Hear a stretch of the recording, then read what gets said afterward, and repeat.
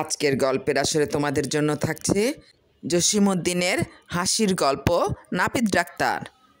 ছোট্ট একটা শহর, সেখানে সবচাইতে বড় ডাক্তার হইয়া পড়িল এক নাপিত। ছোটোখাটো অসুখে এটা ওটা ওষুধ দিয়াই নয়, ফোড়া কাটা হইতে আরম্ভ করিয়া রোগীর পেট চিরিয়া পেট হইতে পুজ বাহির করিয়া দেওয়া পর্যন্ত বড় বড় কাটা ছেঁড়ার কাজও সে অতি সহজেই করিয়া দেয়। এসব কাজ করিতে ডাক্তারেরা কত রকমের যন্ত্র লয়।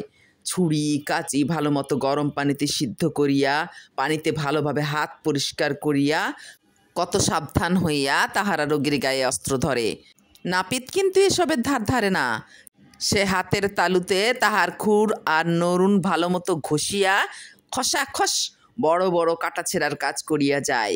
এমন পাকা তাহার হাত, রোগীর পেট চিড়িয়া পেটের মধ্যে হাত দিয়া সেখানে নাড়ির ভিতরে ফোড়াটি হইয়াছে, অতি সহজেই সেখানে খুর চালাইয়া পুজ রক্ত বাহির করিয়া আনে।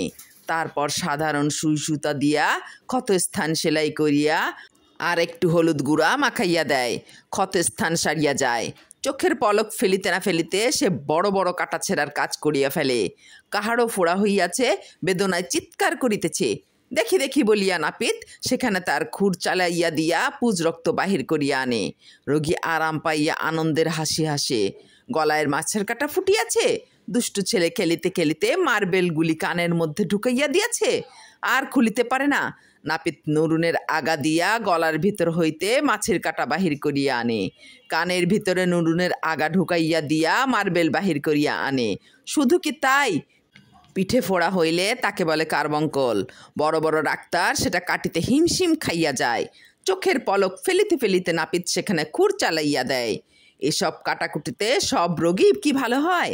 কোনোটা ভালো হয়, কোনোটা পাকিয়া বিষ লাগিয়া ফুলিয়া মরে। তাই এরূপ তো ডাক্তারের বেলাও হয়। তাদের হাতেই কি সব রোগী ভালো হয়? শহরের সব লোক তাই অসুখে বিসুখে নাপিতকেই ডাকে। ডাক্তার ডাকিলে এত টাকা দাও, অত টাকা দাও, তারপর ঔষধের দাম দাও, কত রকমের ঝামেলা। নাপিতের কাছে ভিজিটের কোনো দাম দস্তর নাই। 2 আনা 4 আনা যার যাহা খুশি দাও। ঔষধ তো তার মুখে মুখে গরম পানির সেক, হলুদের গুঁড়োর প্রলেপ। পেটে অসুখ করিলে আদা নুন খাও, তাতে না সারিলে জৈনের গুঁড়া চিবাও।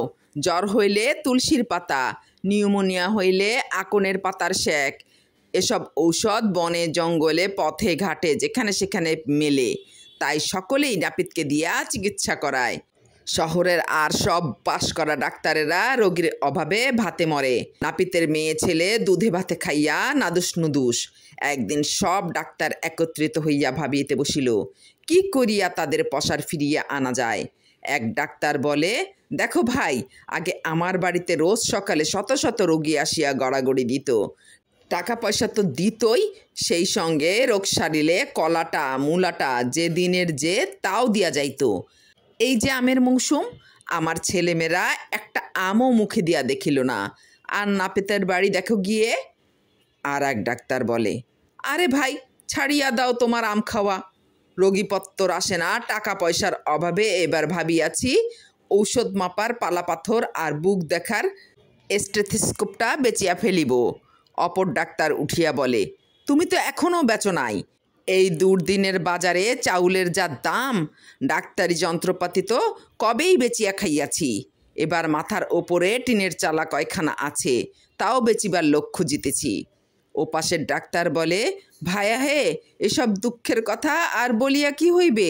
দেখিতেছ না আমাদের সকলের অবস্থায় ওই একই রকম। এখন কি করা যায় তাই ভাবিয়া বাহির করো। আবার এক ডাক্তার বলে, দেখো ভাই, বিপদে পড়লে বুড়ো লোকের পরামর্শ লইতে হয়। শহরের মধ্যে যে বুড়ো ডাক্তার আছেন, বয়স হইয়াছে বলিয়া এখন রোগী দেখেন না, তিনি আমাদের সকলের ওস্তাদ। চলো যাই তাহার নিকটে যাইয়া একটা বুদ্ধি চাই, কি করিয়া আমাদের পূর্বের পসার বজায় রাখতে পারি। তখন সকলে মিলিয়া সেই বুড়ো ডাক্তারের কাছে যাইয়া উপস্থিত হইল।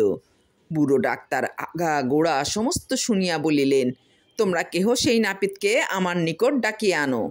নাপিত আসিলে বুড়ো ডাক্তার তাহাকে বলিলেন, দেখো, এইসব ছোকরা ডাক্তারের কাছে শুনিতে পাইলাম তোমার কাটাছেঁড়ার হাত পাকা। তুমি একটা কাজ করো, আমাদের নিকট হইতে শারীরবিদ্যাটা শিখিয়া লাও, তাতে করিয়া তোমার ডাক্তারি বিদ্যাটা আরও পাকিবে। নাপিত বলিল, এ অতি উত্তম কথা। আমি তো মুখ্য সূক্ষ্ম মানুষ, আপনারা যদি কিছু শিখাইয়া দেন বড়ই উপকার হইবে। তখন সকল ডাক্তার মিলিয়া নাপিতকে শারীরবিদ্যা শিখাইতে লাগিল। শরীরের এখান দিয়া এই নাড়ি প্রবাহিত হয়, এইটা শিরা, এইটা উপশিরা, এইখানে ধমনী, ওইখানে লিভার। হাতের এইখানে এই শিরা কাটিলে রক্ত বন্ধ হইবে না, লোক মরিয়া যাইবে। এইখানে হৃৎপিণ্ড। এইভাবে 7-8 দিন ধরিয়া সব ডাক্তার মিলিয়া নাপিতকে শারীরবিদ্যা শিখাইতে লাগিল। নাপিত বুদ্ধিমান লোক, ডাক্তারদের যাহা শিখিতে মাসের পর মাস লাগিয়াছিল সে তাহা 7 দিনে শিখিয়া ফেলিল। শুধু কি শারীরবিদ্যা, ডাক্তারেরা তাহাকে নানা রকম অসুখের জীবাণুর কথাও বলিয়া দিল। ডাক্তারি যন্ত্রপাতি ভালোভাবে পরিষ্কার করিয়া না লইলে রোগীর কি কি রোগ হইতে পারে তাহাও বুঝাইয়া দিল। তারপর সেই বুড়ো ডাক্তারের পরামর্শ মতো সকল ডাক্তার একটি রোগী আনিয়া নাপিতের সামনে খাড়া করিল। তাহার সামান্য ফোড়া হইয়াছিল, তাহারা তাকে সেই ফোড়া কাটিতে বলিল। নাপিত কত রকম করিয়া হাত ধোয়, কত ঔষধ গোলাইয়া তাহার খুন নুড়ুন পরিষ্কার করে, কিন্তু তার মনের খুঁতখুঁতি যায় না। হয়তো তার হাত ভালোভাবে পরিষ্কার হয় নাই, হয়তো অস্ত্রে কোনো রোগের জীবাণু লাগিয়ে আছে। আবার নতুন করিয়া অস্ত্র সাফ করিয়া নাপিত সেই লোকটির ফোড়া কাটিতে আরম্ভ করিল। কিন্তু তার হাত যে আজ কাঁপিয়া ওঠে। শরীরের এইখানে এই শিরা, এইখানে উপশিরা, ওইখান দিয়ে খুর চালাইলে রোগী মারা যাইবে। নাপিত খুর এভাবে ধরে, ওভাবে ধরে, কিন্তু ফোড়া কাটিতে কিছুতেই সাহস পায় না।